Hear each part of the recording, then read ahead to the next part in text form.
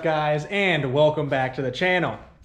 Today I'm out in the garage again. I'm going to be just kind of buttoning things up on the Civic, getting it ready for the dyno. So the first thing I want to get done is I want to mount the ECU, the AEM 506. So I need to figure out how and where I'm going to mount that at inside the car so that way it's good and stable. And then at some point I got to adjust the valves. I don't know if that's going to be a tonight thing, maybe a tomorrow thing.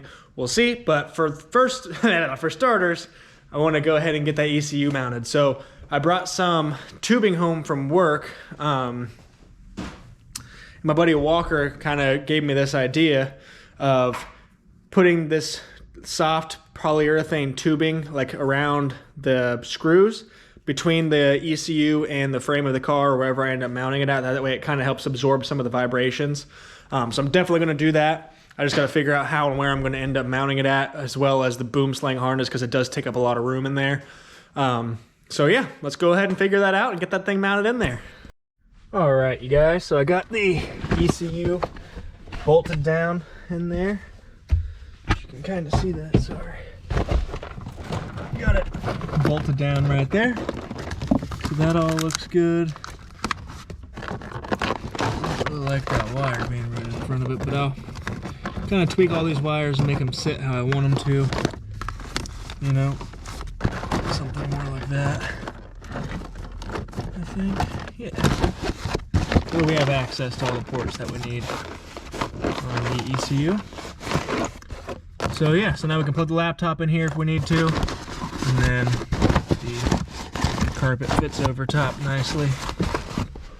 When you're sitting up in here, it looks almost factory. So yeah, I can go ahead and get the seat back in it and make it start looking like a car again, get the glove box put back in, all that good stuff. So we're just chugging along here, guys.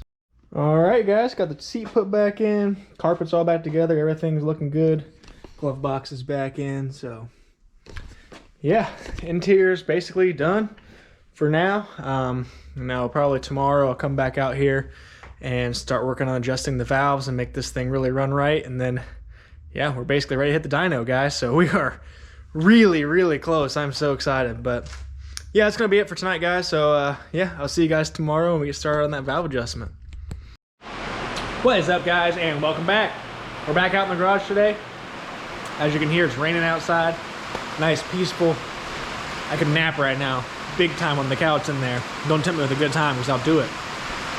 Anyways, hopefully we're gonna be out here getting the valves adjusted so we can get that chatter out of there, hopefully, and get this thing running right. So first things first, I gotta I gotta get all the coil packs out, get the valve covers off, and then yeah, we'll start adjusting on the valves. So I'm gonna go ahead and dive right into that. And we get a fire going because it's kind of chilly out here. And yeah, we'll dive right in.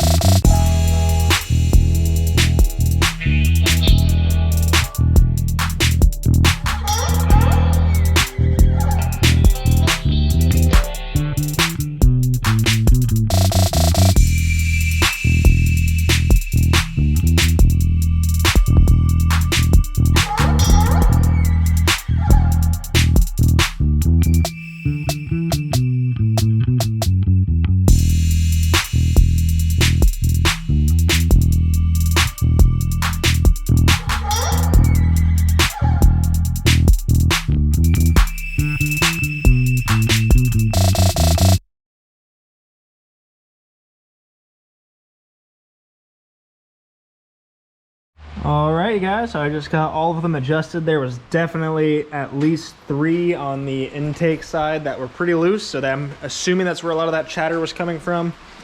So yeah, I got them as best I can. We'll go ahead and put it all back together now, and then we can fire it up and see if it sounds better. So let's see what happens.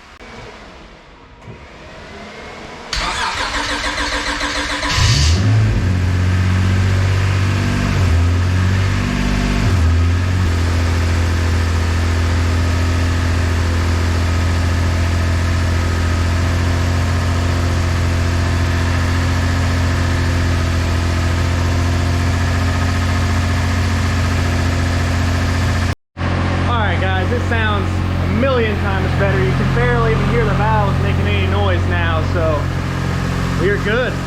It's also not, oh, never mind, just kidding, there it goes. I was gonna say it's not loping anymore, but it is a little bit, but not like it was, so it's a step in the right direction too, guys, so we're getting there. Next stop's the dyno. All right, you guys, I just got the bumper back on it.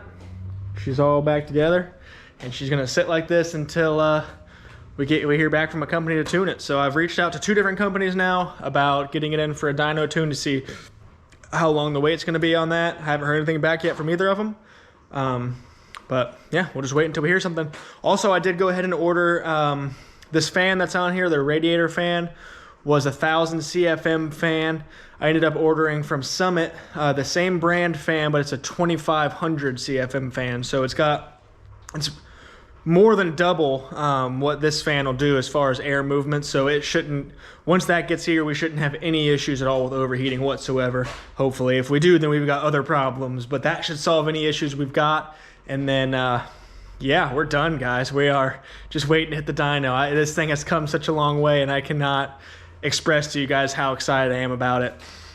Funny thing, actually, I found a picture from back when I first got this hatch. I'll put it in the video right here. And it's crazy to think how far this thing has come since I've got it. I've owned it for about 9 years now, and when I got it, it was just, you know, a pile of crap, rusty Civic, and it's just come so far since then. I cannot believe it. So anyways, guys, that's gonna do it for this video. Thank you all so much for watching, as always. I cannot wait to get you guys to the shop with me so we can put this thing on the dyno and see what kind of power it makes. That's coming very soon. So yeah, thank you guys again for watching, and we will see you next time.